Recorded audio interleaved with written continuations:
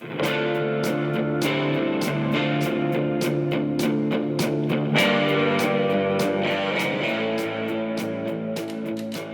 vamos a la siguiente pregunta. Gabriel Vigil dice: Hola, señor Echavarría, se me ocurría si podía hablar acerca del problema de la omnisciencia divina con respecto al libre albedrío humano y cómo se compatibiliza el hecho de que Dios puede conocer nuestras acciones libres de antemano. Bueno, muchísimas gracias, Gabriel, por esta pregunta. Es una pregunta excelente realmente y me da ocasión de hablar de un tema que es muy importante y del que hasta ahora no había tenido oportunidad de hablar por extenso al menos en el canal. Aquí voy a hacer un breve resumen de lo que pienso sobre este tema, porque habría que hacer muchas explicaciones y muchos matices para explicarlo suficientemente bien, ¿no? Entonces vamos a ver, en primer lugar voy a intentar explicar en qué consiste el problema de la compatibilidad o incompatibilidad entre la omnisciencia divina, el hecho de que Dios lo sabe todo, la omnisciencia, y más concretamente la presciencia, lo que se conoce como la presciencia divina, es decir, que Dios conoce aquello que es futuro. ¿Cómo se compatibiliza la presciencia divina con lo que llamamos los futuros contingentes? Es decir, aquellas cosas que aún no han sucedido y que dependen de causas contingentes que no están determinadas. Y en concreto, ¿cómo es compatible la presciencia divina no solo con los futuros contingentes en general, sino con la libertad humana, con el libre albedrío humano como también una causa contingente, ¿no? Bueno, esto es un problema naturalmente muy antiguo, aparece a lo largo de toda la historia de la filosofía, pero es especialmente acuciante en la filosofía que se hace dentro ya de la era judeocristiana, donde se afirma con mucha claridad la omnisciencia de Dios y la presciencia de Dios, ¿no? De todas maneras, aunque el problema es muy antiguo, a mí la formulación que me parece más precisa del problema es la que hizo el filósofo Nelson Pike y que más recientemente la reformuló William Hasker, ¿no? Entonces yo voy a tratar de presentarles el problema en una versión parecida a la que hacen Pike y Hasker, que me parece, ya les digo, la manera más precisa de plantear el problema, ¿no? Entonces, partamos de lo siguiente. Si Dios es omnisciente, ¿no? Su conocimiento es infalible, ¿no? Es decir, el punto de partida es la infalibilidad del conocimiento divino. Dios no puede fallar, no se puede equivocar. Si Él sabe algo, lo sabe con absoluta certeza y no se puede equivocar. Bien, supongamos entonces también que, dada la omnisciencia, dado que Dios lo sabe todo, Dios tiene conocimiento de todo lo que sucede, de absolutamente todo lo que sucede en cada momento del tiempo. Es decir, Dios conoce pasado, presente y futuro y no puede fallar respecto de eso. Es decir, su conocimiento es infalible y por lo tanto su conocimiento tanto de lo que ha sucedido como de lo que sucede, como de lo que sucederá, pasado, presente y futuro, de todo lo que sucede en el tiempo, es también un conocimiento infalible, ¿no? Bueno, este es el punto de partida, la infalibilidad del conocimiento divino y el conocimiento divino de todo lo que sucede en el tiempo. Bueno, pues entonces ahora supongamos lo siguiente. Supongamos que en un determinado momento del tiempo, ¿no? En un determinado momento que podríamos llamar un tiempo T1, ¿no? Un tiempo T1. En un tiempo T1, Dios sabe o cree, ¿no? Cree en el sentido de tener por verdadero, sabe o cree, vamos a utilizarlos más, casi como sinónimos. Vamos a decir, Dios sabe algo o Dios cree algo si Dios tiene ese algo por verdadero, ¿verdad? Bueno, entonces supongamos que en un tiempo T1 Dios sabe o Dios tiene por verdadero que en un tiempo 3 Agustín va a decidir, ¿no? Decidirá cortar el césped de su casa, ¿no? En un tiempo T1 Dios sabe que en un tiempo T3 Agustín va a decidir cortar el césped. Bien, entonces, si el conocimiento de Dios es infalible, ¿no? Del hecho de que Dios sepa en T1 que Dios va a decidir, Dios sepa en T1 que Agustín va a decidir en T3 cortar el césped, se sigue que infaliblemente Agustín va a decidir cortar el césped en el tiempo T3, ¿verdad? Ahora bien, si esto es así, Dios sabe en T1 que Agustín va a cortar el césped en T3 y eso es infalible, y por lo tanto si Dios lo sabe, Agustín va a cortar el césped, ¿no? Entonces, en todo tiempo posterior al tiempo 1, tenemos el tiempo 1, en todo tiempo posterior al tiempo 1, ¿no?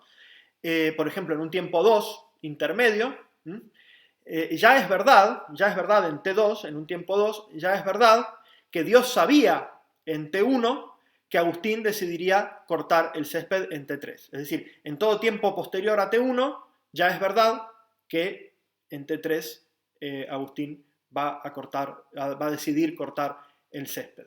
Entonces, si en un tiempo 2 ya es verdad, ¿no?, que Agustín decidirá cortar el césped en T3, entonces infaliblemente es verdad en T2 que Agustín va a cortar el césped en T3. Ahora bien, ¿qué sucede? Que si antes de que Agustín decida cortar el césped ya es verdad infaliblemente que decidirá cortar el césped, entonces Agustín no tiene la capacidad de no decidir cortar el césped o de decidir lo contrario en T3. Es decir, ya está determinado de alguna manera en T2 o desde T1 en adelante, ¿no?, que Agustín decidirá cortar el césped en T3 y Agustín no tiene la capacidad de obrar en contrario, de obrar lo contrario. ¿Está bien? Ahora, ¿qué sucede? Que el libre albedrío, lo que nosotros conocemos como el libre albedrío, parece requerir o parece incluso ser idéntico con tener la capacidad de elegir entre posibilidades alternativas, ¿no?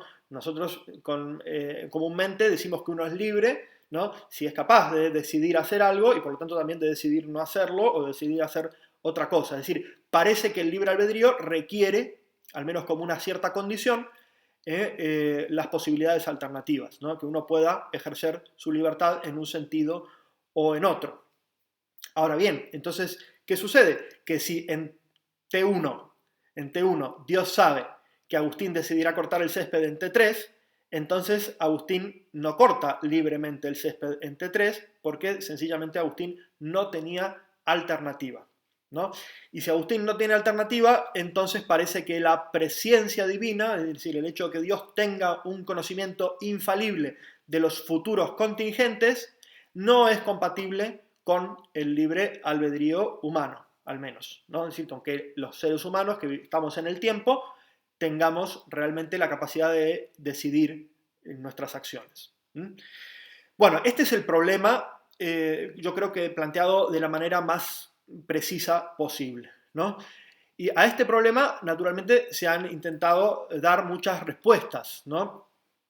Quizá la respuesta más simple, la más sencilla, por la que han optado muchos autores y que, bueno, en cierto sentido puede ser legítima, ¿no?, es decir que el determinismo no es incompatible con la libertad o incluso con el libre albedrío. Es decir, que aunque estemos determinados a una única opción, aún así decidimos libremente. Porque decidir libremente sería, por ejemplo, como dice Leibniz, ¿no?, la espontaneidad con razón, ¿no? Es decir, si uno obra espontáneamente, es decir, desde sí mismo, no coaccionado, ¿no?, y siguiendo sus razones, siguiendo las razones que le muestra su inteligencia, entonces eso ya es suficiente para ser libre y no hace falta que las posibilidades alternativas sean reales, ¿no? Pueden ser posibilidades lógicas, pero no son posibilidades reales, ¿no?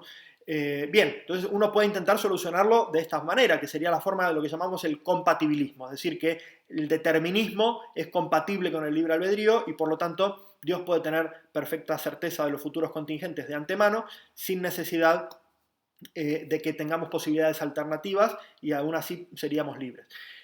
Hay toda una discusión que lleva ya muchos años y que se planteó sobre todo a partir de los famosos contraejemplos de Harry Frankfurt, ¿no? Harry Frankfurt es este filósofo que presenta muchos contraejemplos para mostrar que en determinadas situaciones podemos elegir libremente aun cuando no tengamos posibilidades alternativas. Y bueno, hay toda una discusión sobre ese tema en la que yo no me voy a meter. Aquí voy a partir, esto se podría discutir y se podría hacer un episodio más extenso analizando todas estas posibilidades. Aquí voy a tomar como de sentido común o como aceptable para la mayor parte de la gente que para tener libre albedrío hay que tener posibilidades alternativas. Es decir, que aunque quizá la esencia del libre albedrío no consista ¿no? En tener esas posibilidades alternativas, si al menos es una condición suya. Es decir, yo soy libre si tengo posibilidades alternativas, aunque la esencia de la libertad no sea esa, ¿no? La libertad es capacidad de autodeterminarse. Entonces, la autodeterminación parece requerir, ¿no? Las posibilidades alternativas, porque si yo estoy determinado en una única opción, parece que estoy determinado por algo que no soy yo, ¿no? Bueno, en fin. Entonces, esto se podría, reitero, se podría discutir y podríamos ir al infinito o no, o podríamos tratarlo en un episodio específico, ¿no? Aquí yo voy a asumir que hay un verdadero problema, es decir, que si hay presciencia y hay libertad, entendida en este sentido, hay libre albedrío, y el libre albedrío implica las posibilidades alternativas, hay que buscar una manera de solucionar ese problema sin eliminar ni la presciencia divina ni las posibilidades alternativas, ¿no? Bien, otra opción de solución a este problema, por la que optan también muchos filósofos, es decir sencillamente que el hecho de que Dios conozca los futuros contingentes no los determina, ¿no? Es decir, porque conocer no es causar.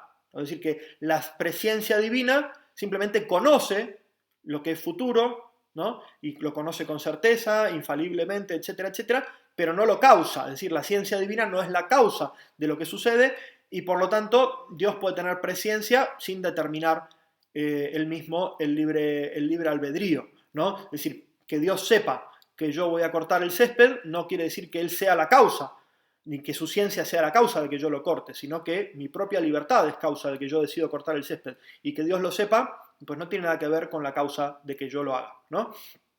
Bueno, no está mal pensado, lo que pasa es que me parece que no es una respuesta suficiente para eliminar por completo el determinismo. ¿Por qué? Porque si bien el conocimiento divino no es la causa de que aquello suceda, ¿no? Podríamos decir así, podríamos decir, bueno, pues que Dios sepa lo que va a suceder no causa lo que va a suceder, ¿no?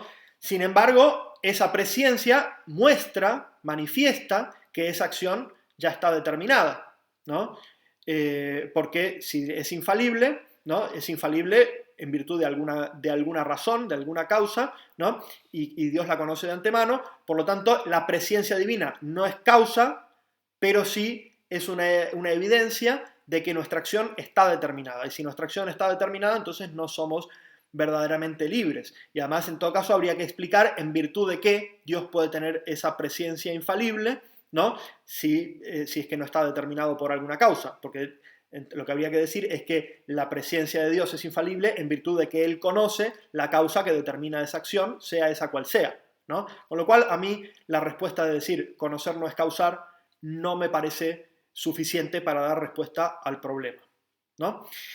Bien, otra alternativa para solucionar este problema, por ejemplo, es la que propuso Alvin Plantinga, ¿no? Alvin Plantinga lo que dice es una cosa un poco extraña, ¿no?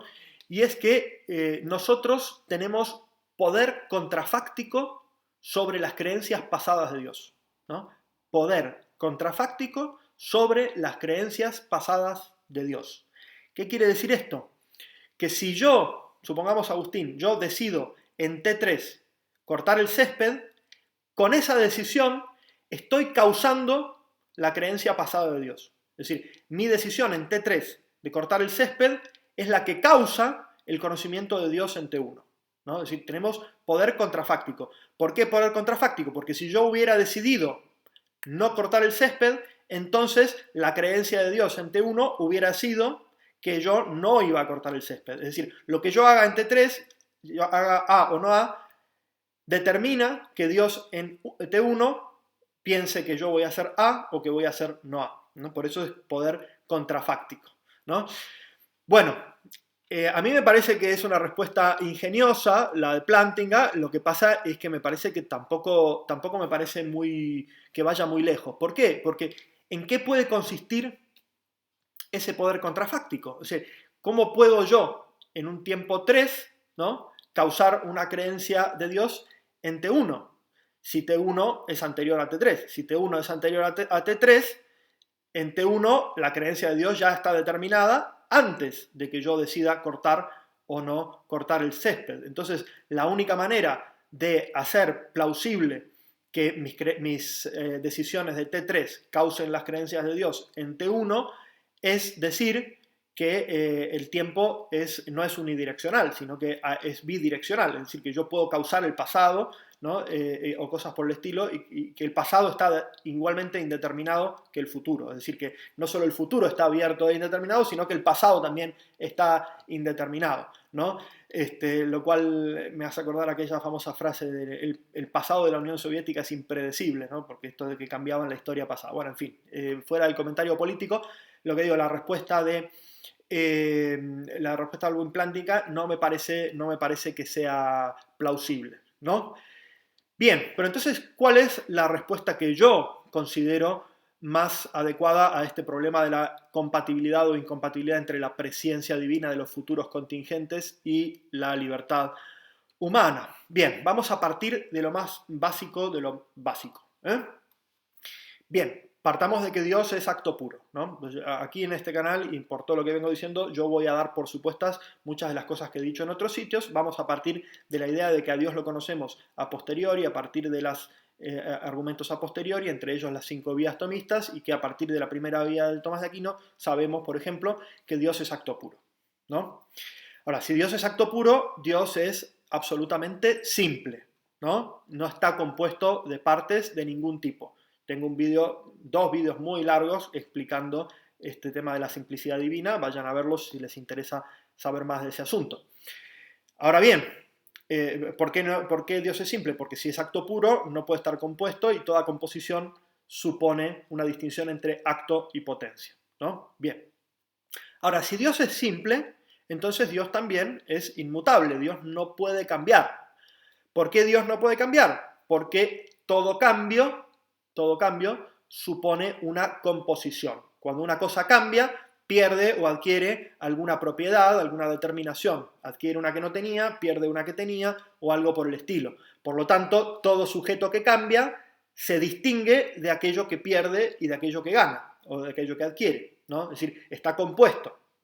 Todo sujeto que cambia es compuesto porque el cambio supone esa composición.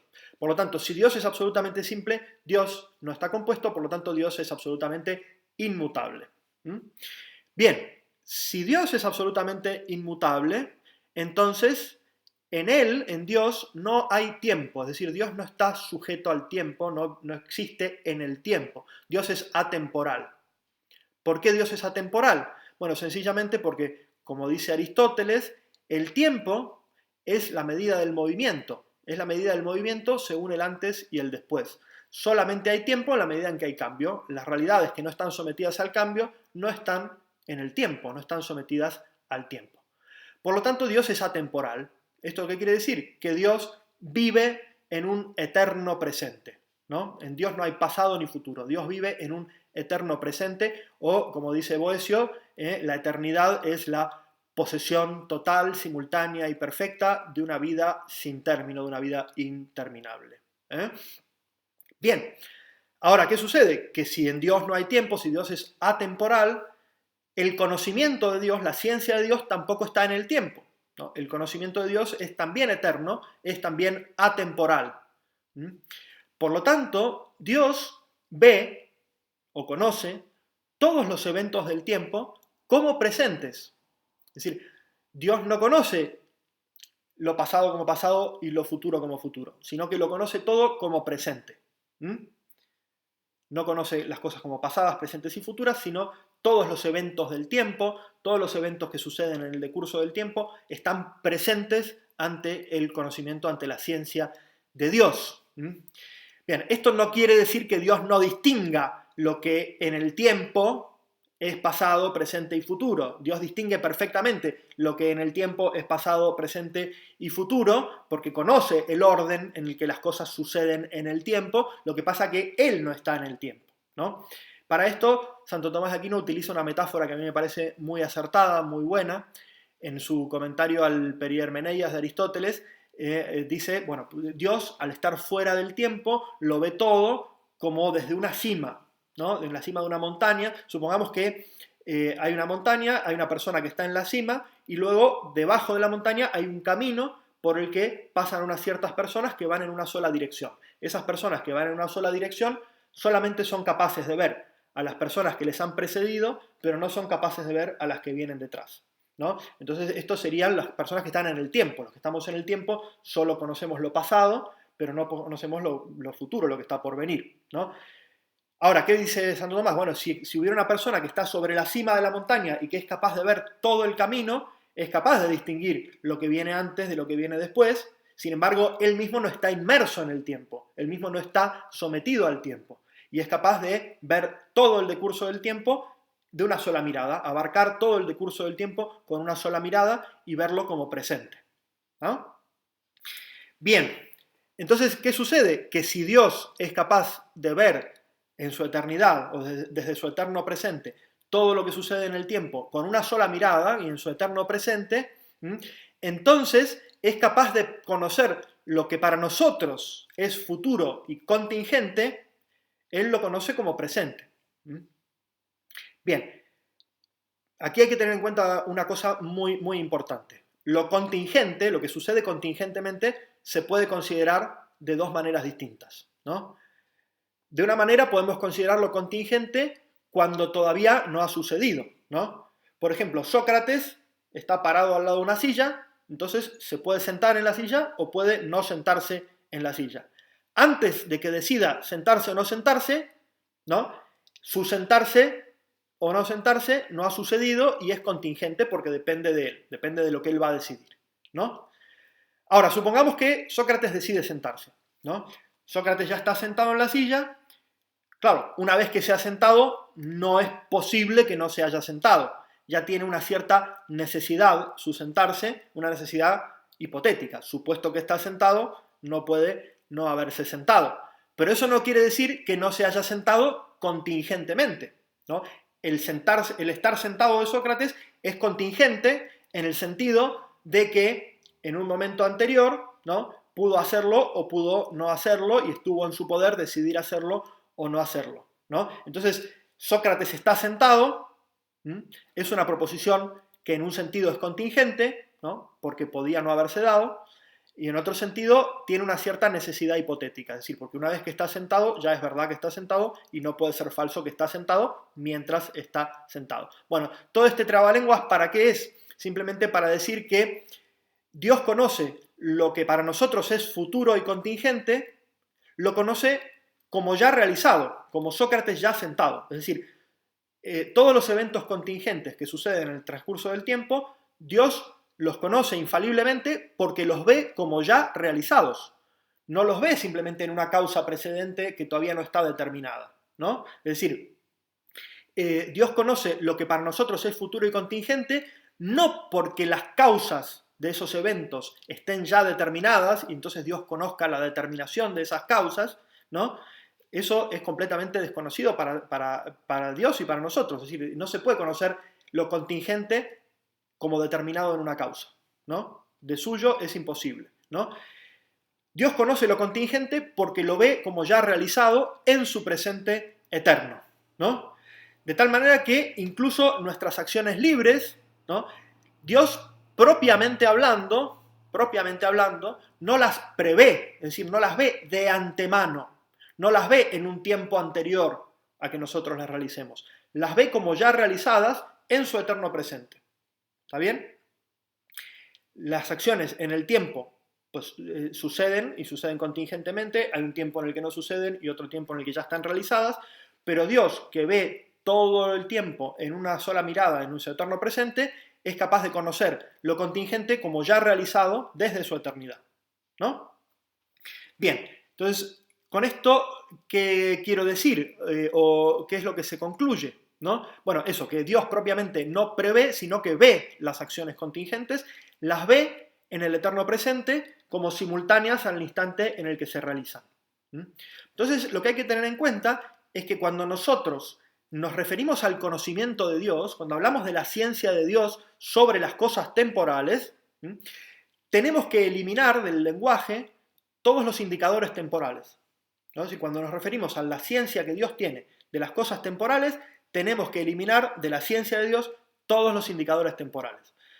No es correcto decir en T1, en un tiempo 1, Dios sabía que yo en T3 iba a cortar el césped. O que, supongamos, Dios ayer sabía lo que va a suceder mañana. Porque Dios está en el eterno presente, por lo tanto Dios no está ni en T1, ni en T2, ni en T3, ni en T4, ni en T5, sino que Dios está en ese eterno presente. No es correcto decir Dios sabía de antemano o Dios sabía antes lo que iba a suceder. No es correcto decir Dios sabía en T1 lo que iba a suceder en T3. Lo que sería más correcto es simplemente decir que Dios ve en su eterno presente todos los instantes del tiempo. ¿Por qué? Porque la eternidad de Dios, esa posesión total, simultánea y perfecta de una vida interminable, la eternidad de Dios es simultánea con cada evento del tiempo, ¿no? La eternidad de Dios es simultánea con T1, es simultánea con T2, es simultánea con T3, es simultánea con todos los instantes del tiempo, ¿no?